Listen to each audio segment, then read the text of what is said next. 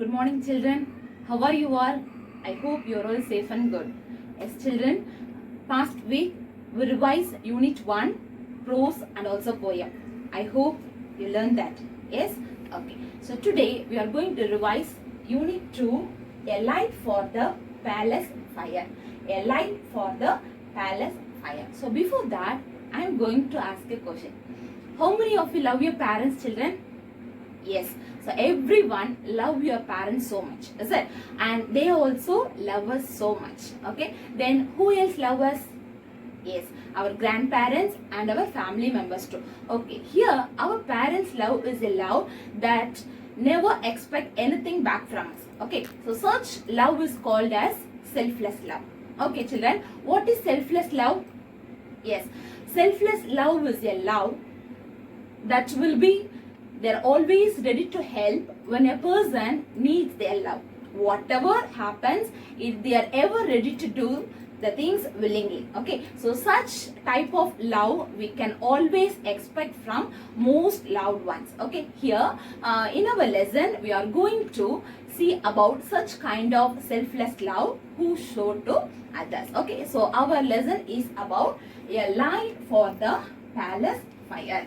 A light for the palace fire. So the character of the lessons are king, messenger, the first man, second woman name is Gina, and last one little girl. Okay, dear children, now let's see the lesson in detail. Our topic is A Light for the Palace Fire. Dear children, let's see the animation video. A light for the palace fire. A long time ago, there was a huge palace at the top of a hill. A fire always burnt in the palace and kept it warm. It was the most useful fire in the palace. One day, the fire suddenly stopped burning and no one was able to light it again. People said that the fire had died because the people in the palace were always quarreling. Others said that it had gone out because the winter that year was very cold. Everyone in the palace was freezing and longed for the fire to burn. The king ordered his messenger, Go down the hill road. If you see fire burning in a house, go inside and ask for some embers to bring back to the palace. Maybe we can light a fire in this way. So the messenger, with a big iron lantern for holding coal, set off in the bitter cold. A light for the palace fire! He called as he went. Who will give me some coal to light the palace fire? Here is some glowing coal for you, Said a man. but tell the king that I want gold pieces in return for these lumps of coal. So the messenger put the coal inside his lantern and turned to go back to the palace. However, the coal soon turned cold and grey, and he had to throw it away. He had to search for burning coal once again. Then a woman called Gina agreed to give him some coal from her fireplace. However, in return, she wanted the king to make her father the captain of the guards.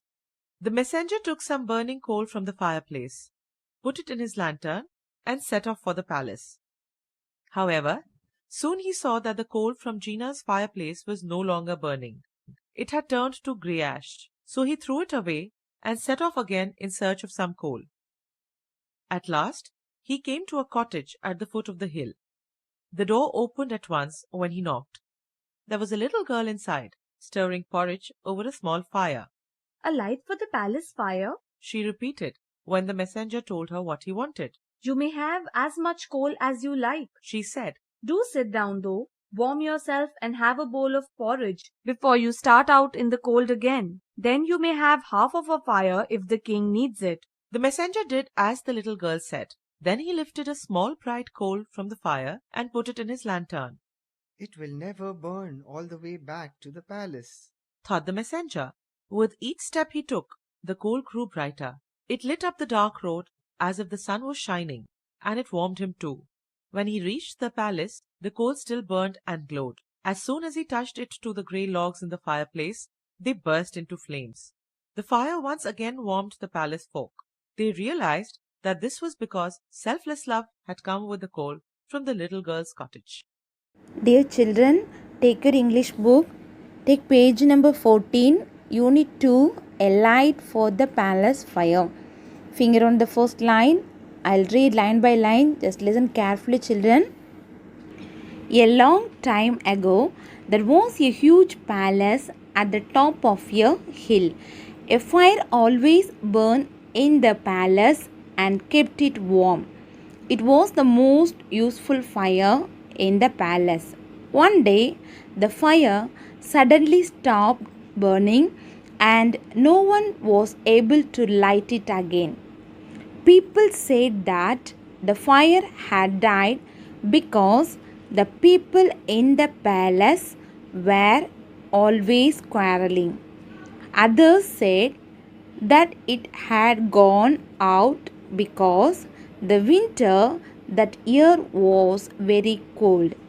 Everyone in the palace was freezing and longed for the fire to burn. The king ordered his messenger, "Go down the hill road. If you see fire burning in a house, go inside and ask for some embers to bring back to the palace. Maybe we can light our fire in this way." So the messenger, with a big iron lantern for holding coal, set off in the bitter cold. "A light for the palace fire," he called as he went. "Who will give me some coal to light the palace fire?" "Here is some glowing coal for you," said a man. "But tell the king that I want gold pieces in return for these lumps of coal." So the messenger put the coal inside his lantern and turned to go back to the palace. However, the coal soon turned cold and grey, and he had to throw it away. He had to search for burning coal once again. Then a woman called Gina agreed to give him some coal for her fireplace. However, in return, he wanted the king to make her father the captain of the guards. The messenger took some burning coal from the fireplace, put it in his lantern, and set off for the palace. However, soon he saw that the coal from Gino's fireplace was no longer burning. It had turned to grey ash, so he threw it away and set off again in search of some coal. At last, he came to a cottage at the foot of the hill. The door opened at once when he knocked. There was a little girl inside, stirring porridge over a small fire. "A light for the palace fire," she repeated when the messenger told her what he wanted. "You may have such coal as you like," she said.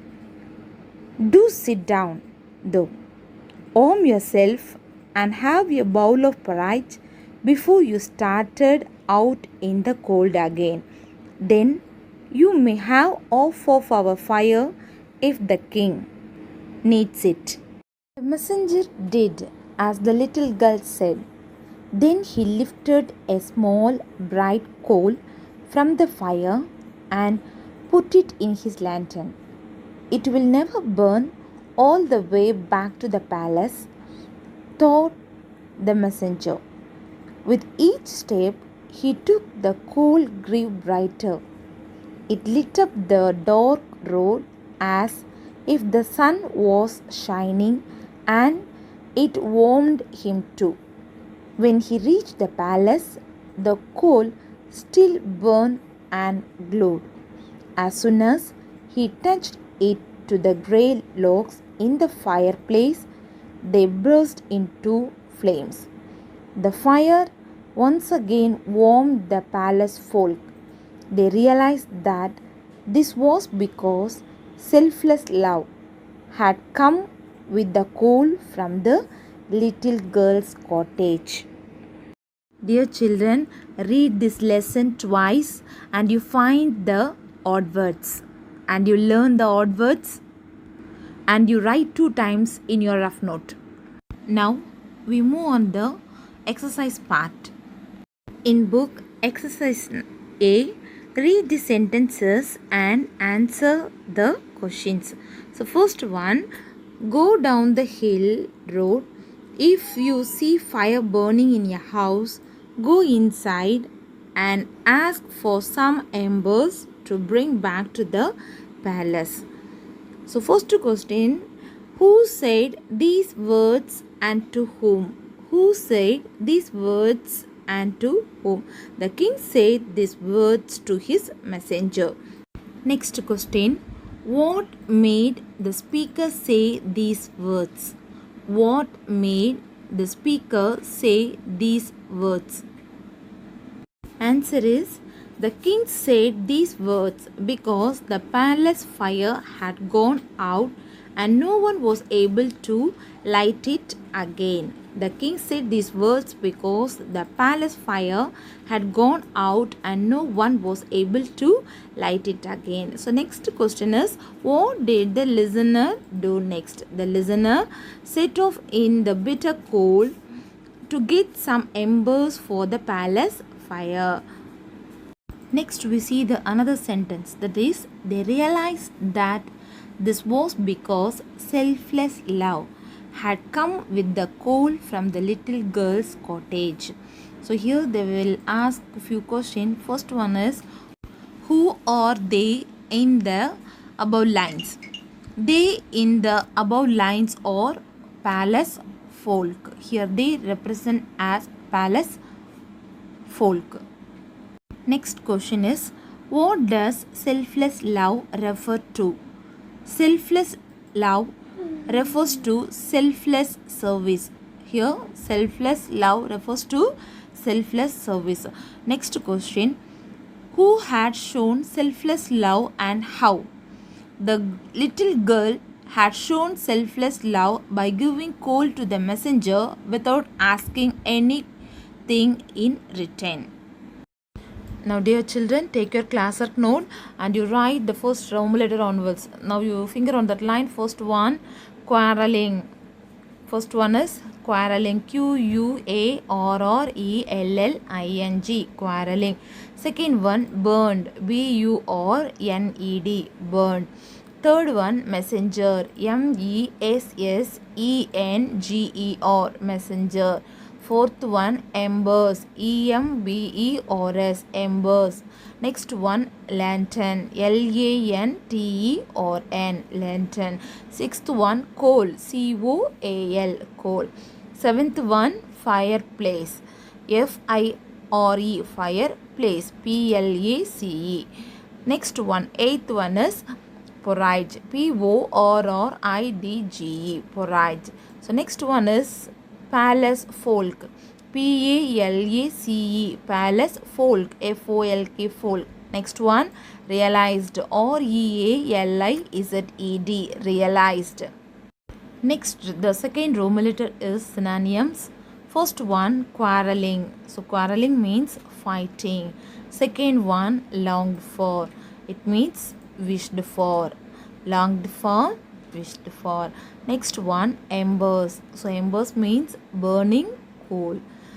Fourth one, lantern. Lantern means a lamp with a handle. A lamp with a handle. Fifth one, glowed. Shone softly. Glowed means shone softly. Third Roman letter is antonyms. First one, huge. Huge. The opposite word of huge is small. Next one, cold. That is hot. Inside. Outside. Fourth one, longer. Opposite word is shorter. Fifth one, little. Opposite word is big. Last one, bright. Dark. So bright, the opposite word is dark. The fourth Roman letter is answer the following. First question, where was the palace? How was it kept warm? Where was the palace? How was it kept warm. The palace was at the top of a hill. A fire always burned in the palace and kept it warm. The palace was at the top of a hill. A fire always burned in the palace and kept it warm. Second question, what reason did the people give for the fire dying out? Answer, some people said that the fire died out because the people in the palace were always quarreling, while others said that it had gone out because the winter that year was very cold. Third question is, what did the little girl say and do when the messenger knocked on her door? Answer is, the little girl told the messenger that he would have as much coal as he wanted, but he should come in and warm himself and have some porridge. So the answer is, the little girl told the messenger that he would have as much coal as he wanted, but first he should come in and warm himself and have some porridge. Fourth question, why did the messenger think that the coal would not burn all the way back to the palace? What happened instead? The answer is, the messenger thought that the coal would not burn because every time till then the coal had turned cold and grey. But this time, with every step he took, coal grew brighter and brighter. Next exercise is D exercise. Circle the odd word in each set. First one, cold, freezing, chilled, hot. Out of these four words, the three words are similar. Cold, freezing, chilled or similar meanings, and hot is different. So that is called odd word. So next, the second one, kind, friendly, mean, helpful. So these three words, kind, friendly, helpful. So these three words are similar meaning. So mean is different. So that is odd one. Third one, hide, search, hunt, seek. Here, search, hunt, seek are similar meaning and hide is different. So opposite. So that is odd one. Fourth one is blaze, flame, gloom and glue. So these four words, out of these four words, blaze, flame, gloom, glow. Here, gloom is the hard words. Next exercise is the E exercise, that is match the words that go together. First one, bitter goes with cold. So that is bitter cold. Second one, burning goes with fire, burning fire. Third one, little goes with girl, little girl. Fourth one, dark goes with night, dark night. Fifth one, twinkling goes with stars, so twinkling stars. Next we move on the grammar part. So children, already we learn about what is noun and also what is proper noun and also common noun. Is it children? Yes, you know about, yes. Common nouns are the names of a class of people, animals, place or things. So name of the person, name of the animals, name of the place or things. So that is commonly, if you are sick, that is called common noun. So example, king, butterfly, kitchen, lamp. So these are called common noun. So the proper noun or the names of particular person, place or things. So proper noun always begin with the capital letter. So proper noun means it represents a particular person or things or place. Okay, so that is called the proper noun. So the proper noun always begin with capital letter. Okay children, now we move on to the exercise G exercise. Write C for common noun and P for proper noun. First one, London. So here they represent the particular place name. So London is a proper noun. So you put P. Second one, Republic Day.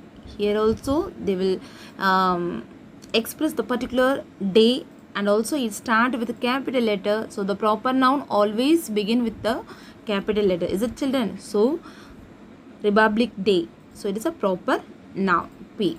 Next, third one, priest. So priest, see, it is common noun.